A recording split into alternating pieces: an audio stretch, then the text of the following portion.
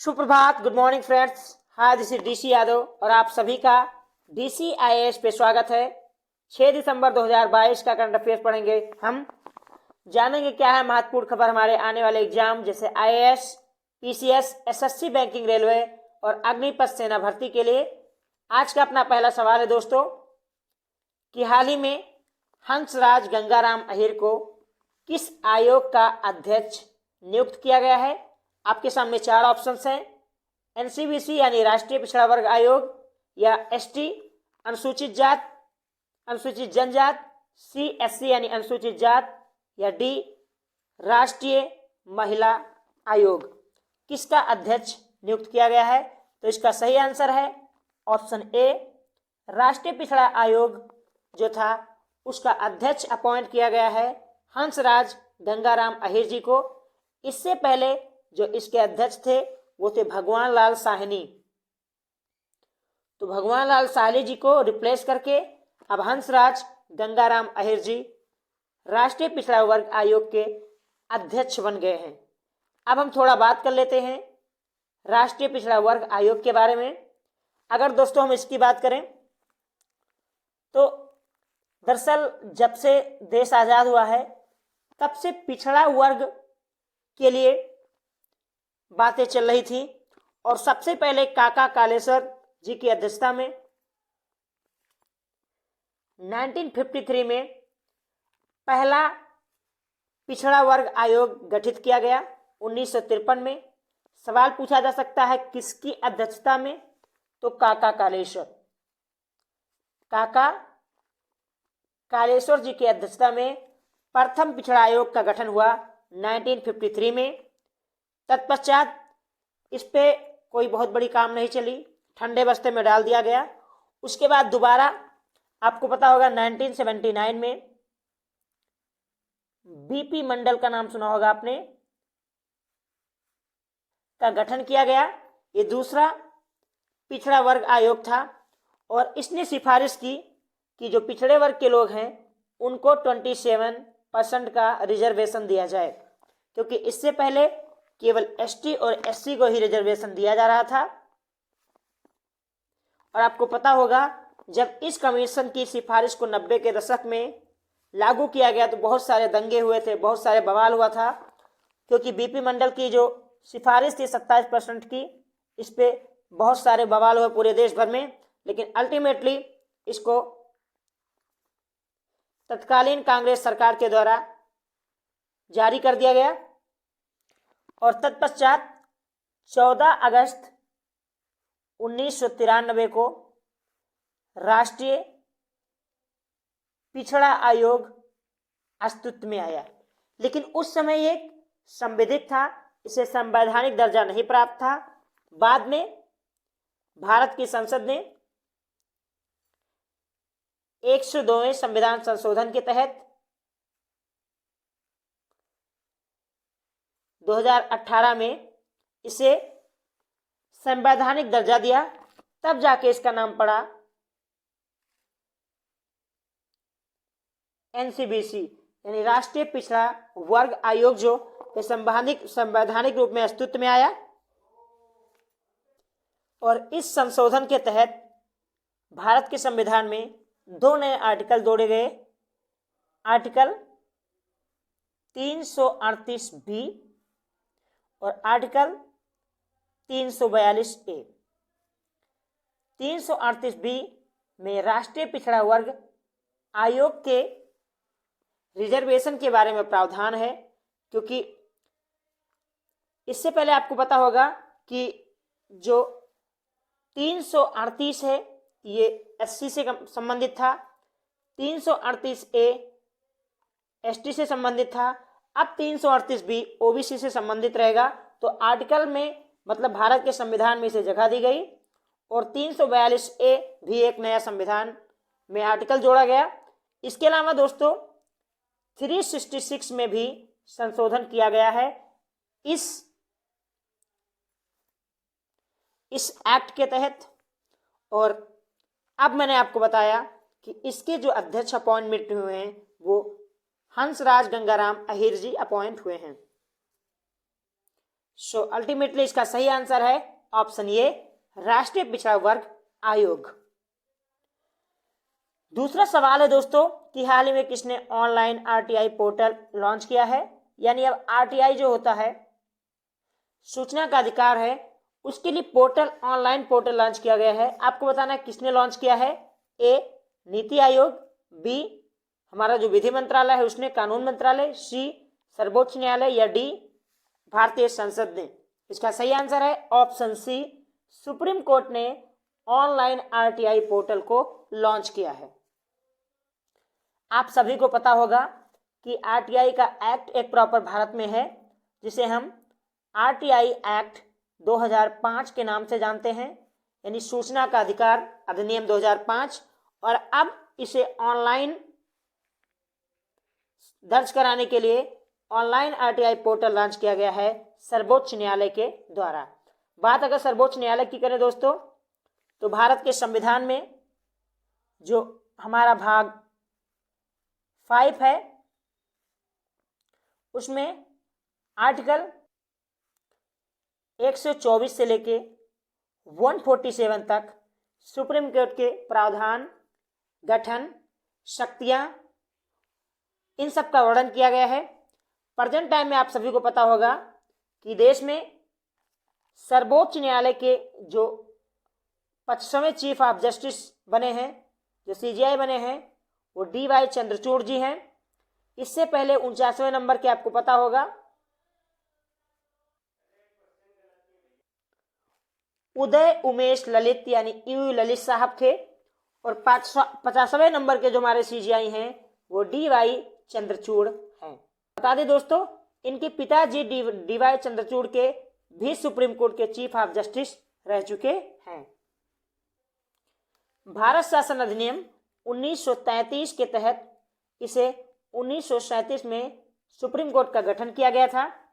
Present time में दिल्ली में जो प्रगति मैदान है, मेट्रो स्टेशन हुआ करता था, वहां भी नया नाम चेंज करके अब सुप्रीम कोर्ट मेट्रो स्टेशन कर दिया गया है। अब बढ़ते अपने अगले सवाल की ओर दोस्तों। अगला सवाल है कि दिव्य कला मेला का आयोजन कहां हो रहा है। यानी दिव्यांग जो लोग हमारे हैं, उनकी कला का प्रदर्शन किया जा रहा है कहां पे। ए, मुंबई, बी, दिल्ली, सी, कलकत्ता, या डी, लखनऊ। इसका सही आंसर है ऑप्शन बी, दिल्ली में जो इंडिया गेट है, इंडिया गेट में जो कर्तव्य पथ है, वहां पर दिव्यांगों का जो हुनर है उसका प्रदर्शन किया जा रहा है दिव्य मेला के रूप में। आप सभी को पता होगा कि 3 दिसंबर को अंतर्राष्ट्रीय दिव्यांग दिवस मनाया जाता है, और इसीलिए अब ये कार्यक्रम 2 दिसंबर से लेकर 7 दिसंबर तक चल रहा है, और कर्तव्य पथ पर दिव्यांगों की कला का आयोजन हो रहा है। और यह आयोजन सामाजिक न्याय और अधिकारिता मंत्रालय जो हमारा है, जिसके मंत्री थावरचंद गहलोत साहब हैं, उनके संयोजन से हो रहा है। So our answer is B, Delhi में। जिन दोस्तों को दिल्ली के बारे में नहीं पता उन्हें बता दें दोस्तों, दिल्ली जिसे अनंगपाल तोमर ने स्थापित किया था। तो अगर आपसे सवाल पूछा जाए कि दिल्ली की स्थापना किसने की थी, तो अनंगपाल तोमर जी ने की थी। और पहले भारत की जो राजधानी हुआ करती थी वो कलकत्ता हुआ करती थी। लेकिन 1911 में जब ब्रिटेन के महाराजा जॉर्ज प्रथम और उनकी पत्नी मैरी भारत आ रही थी, तो उनकी पत्नी के सुझाव पे भारत की राजधानी कलकत्ता से हटा के 1911 में दिल्ली कर दी गई थी, 11 में शिफ्ट की गई, और जिसे 1912 में दिल्ली को भारत की राजधानी बनाया गया। याद रखिए 11 में शिफ्ट किया गया, लेकिन 12 में इसे प्रॉपर दिल्ली की राजधानी बनाया गया, और जिसका कार्यभार 1931 तक चलता रहा। और फाइनली 1931 में दिल्ली पूरी तरीके से देश की राजधानी बनकर तैयार हो गई थी। सो अपना आंसर है ऑप्शन दिल्ली। और आपको पता होगा दोस्तों, आगे चल के 69वें संविधान संशोधन के तहत दिल्ली को राष्ट्रीय राजधानी क्षेत्र घोषित किया गया, यानी एनसीआर बना 69 अमेंडमेंट एक्ट के तहत 1993 में। और इसमें अगर आपको पता होगा दोस्तों कि उत्तर प्रदेश, हरियाणा के जो दिल्ली से सटे हुए जिले हैं उन्हें में दिल्ली एनसीआर में शामिल किया गया है। और दिल्ली विधानसभा में आपको पता होगा कि 70 सीटें हैं। जैसे अन्य विधानसभा में प्रावधान है कि विधानसभा में जितने लोग होते हैं उनके 15% लोग मिनिस्टर बनाए जा सकते हैं, लेकिन दिल्ली में ऐसा प्रावधान नहीं है। दिल्ली में प्रावधान है कि केवल 7-10% लोग ही मिनिस्टर बनाए जा सकते हैं। यानी दिल्ली विधानसभा में 70 सीटें हैं तो केवल 7 लोग ही इसमें मंत्री बनाए जा सकते हैं।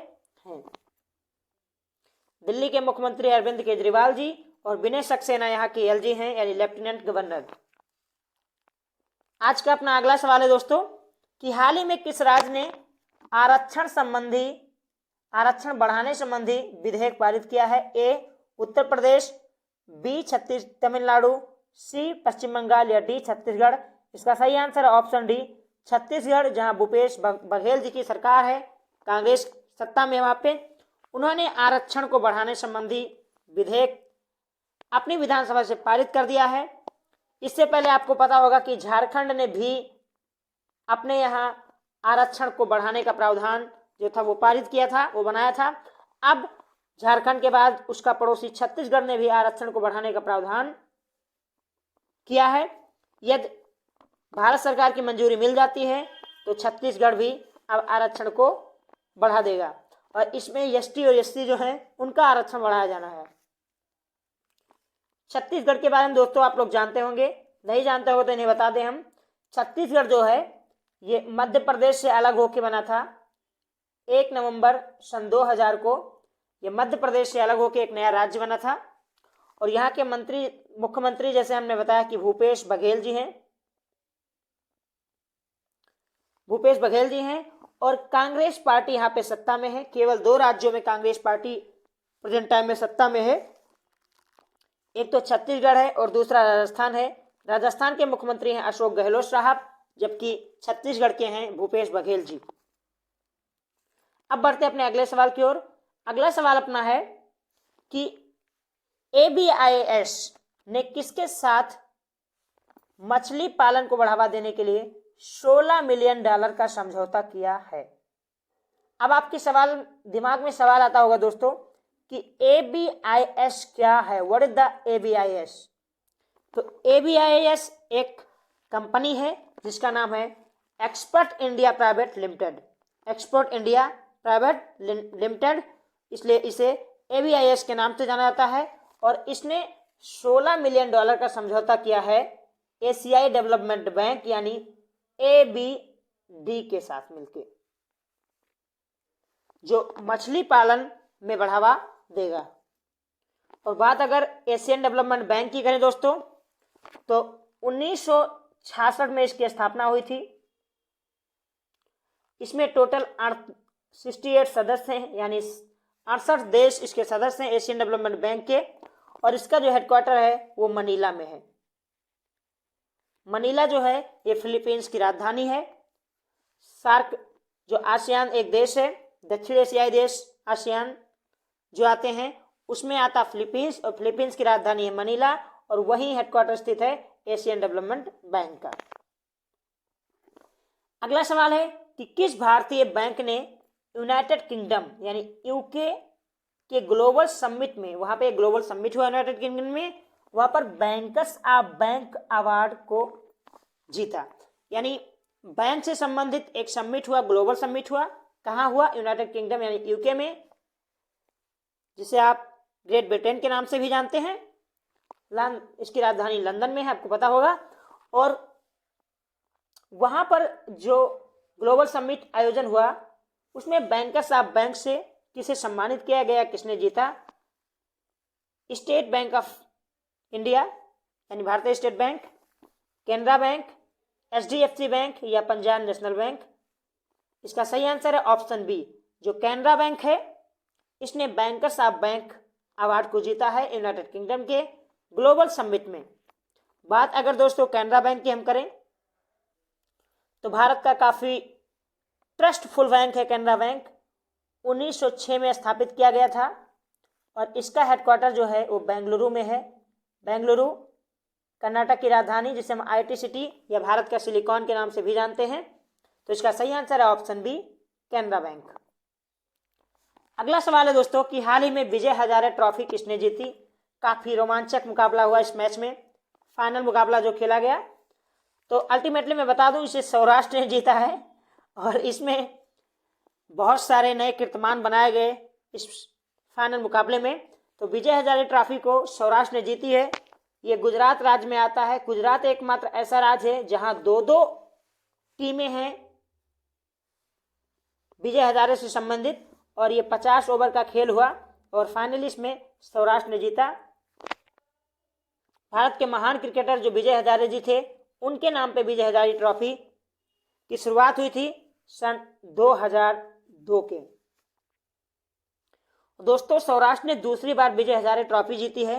इससे पहले 2007 और 2008 में भी इन्होंने विजय हजारे ट्रॉफी को अपने नाम किया था। जबकि बात करें कि सर्वाधिक बार किसने जीता, सबसे सफल टीम कौन सी रही है विजय हजारे ट्रॉफी में, तो अब तक केरल राज्य जो है की टीम जो थी विजय हजारे ट्रॉफी को जीतने में सर्वाधिक सफल टीम रही है। इसने 5 बार इस ट्रॉफी को अपने नाम किया है और इस ट्रॉफी में जो ऋतुराज गायकवाड़ हैं, आपको पता होगा चेन्नई सुपर किंग की तरफ से IPL में खेलते हैं, उन्होंने सर्वाधिक रन बनाए और सर्वाधिक शतक लगाया और इन्होंने एक अहम योगदान दिया विजय हजारे ट्रॉफी में। हालांकि उनकी टीम मैच हार गई, विपक्षी टीम विजय हजारे ट्रॉफी यानी सौराष्ट्र ने जीता। तो आंसर अपना था सौराष्ट्र। अब बढ़ते अपने अगले सवाल की ओर दोस्तों। अगला सवाल है कि नेत्रहीन T20 क्रिकेट विश्व कप का आयोजन कहाँ किया जा रहा है। ए पाकिस्तान, बी भारत, सी ऑस्ट्रेलिया या डी इंग्लैंड। इसका सही आंसर है ऑप्शन बी, भारत। अभी हाल ही में नेत्रहीन T20 क्रिकेट विश्व कप का जो आयोजन शुभारंभ हुआ ये गुरुग्राम हरियाणा से हुआ। आपको पता होगा गुरुग्राम, इसे हम पहले गुड़गांव के नाम से जानते थे, अब गुरुग्राम के नाम से जानते हैं। और यहाँ पे ISA यानी इंटरनेशनल सोलर अलायंस का हेडक्वार्टर भी है, जो 2015 में भारतीय प्रधानमंत्री मोदी जी और फ्रांस के राष्ट्रपति के द्वारा शुरू किया गया था। तो यहाँ गुरुग्राम में T20 क्रिकेट विश्व कप का आयोजन का शुभारंभ हुआ। और दोस्तों अभी कुछ दिन पहले मैंने आपको पढ़ाया था कि इसका ब्रांड एम्बेसडर किसे नियुक्त किया गया था, तो हमने आपको बताया था, याद कीजिए, युवराज सिंह को। युवराज सिंह नेत्रहीन T20 विश्व कप के ब्रांड एम्बेसडर हैं। हाल ही में 65वें राष्ट्रीय शूटिंग चैंपियनशिप का आयोजन कहाँ किया गया। ए नई दिल्ली, बी लखनऊ, सी भोपाल या डी जमशेदपुर। इसका सही आंसर है ऑप्शन सी, भोपाल। भोपाल जो मध्य प्रदेश की राजधानी है, वहां पे 65वें राष्ट्रीय शूटिंग चैंपियनशिप का आयोजन किया गया, जहां पे हमारी उभरती हुई स्टार शूटिंग प्लेयर जो मनु भाकर जी हैं, इन्होंने सरबजोत सिंह के साथ मिलके मिश्रित टीम का खिताब अपने नाम किया। जबकि उत्तर प्रदेश की अंजलि और सागर ने जूनियर मिश्रित टीम का खिताब अपने नाम किया। तो ये दो लोग ने जूनियर और सीनियर का खिताब अपने नाम किया इस शूटिंग में। और मनु भाकर जी के बारे में आप जानते होंगे, राइफल की एक उभरती हुई स्टार शूटिंग प्लेयर हैं, जिन्होंने बहुत सारे मेडल अपने नाम किए हैं। तो इसका सही आंसर है ऑप्शन बी, भोपाल में 50वें राष्ट्रीय शूटिंग चैंपियनशिप का आयोजन किया गया। आज का आखिरी सवाल है दोस्तों कि विश्व मृदा दिवस कब मनाया गया। आपके सामने ऑप्शन है ए 1 दिसंबर, बी 2 दिसंबर, सी 4 दिसंबर या डी 5 दिसंबर। इसका सही आंसर है ऑप्शन डी, 5 दिसंबर को मनाया जाता है विश्व मृदा दिवस। इस बात दोस्तों अन्य ऑप्शंस की बात करें तो आप सभी को पता है कि 1 दिसंबर को एड्स दिवस मनाया जाता है, एक्वायर्ड इम्यूनोडेफिशिएंसी सिंड्रोम इसका पूरा नाम है। 2 दिसंबर को 1984 में भोपाल में एक बहुत बड़ी गैस त्रासदी हुई थी, जिसमें मिसाइल आइसोसाइनाइड गैस फैली थी, जिसमें 8000 से अधिक लोगों की मृत्यु हो गई थी। और 4 दिसंबर को भारतीय नौसेना दिवस मनाया गया और 5 दिसंबर को अंतर्राष्ट्रीय मृदा दिवस मनाया जाता है। तो ये थे आज के टॉप 10 सवाल। आशा करता हूं कि आप लोगों के लिए लाभदायक होंगे। तो दोस्तों, यह क्लास आपको पसंद आई है, यदि आपको लगता है कि आपके लिए ये सेशन हेल्पफुल था तो प्लीज सेशन को आप लोग लाइक कीजिए, अपने दोस्तों के साथ भी शेयर कीजिए और अभी तक यदि आप लोगों ने DCIS इंस्टीट्यूट को सब्सक्राइब नहीं किया है तो प्लीज सब्सक्राइब कर लीजिए DCIS इंस्टीट्यूट को, ताकि आने वाला हर नोटिफिकेशन आपको सबसे पहले मिले और हमारे साथ आप जुड़े रहें, हमारा और आपका कनेक्शन बना रहे, आप हमसे जुदा ना हो और हम आपसे जुदा ना हो। तो दोस्तों, आप सभी हमारे साथ जुड़े इसके लिए आपका बहुत बहुत आभार, अभिनंदन। आप सभी का दिन शुभ हो। जय हिंद, जय भारत।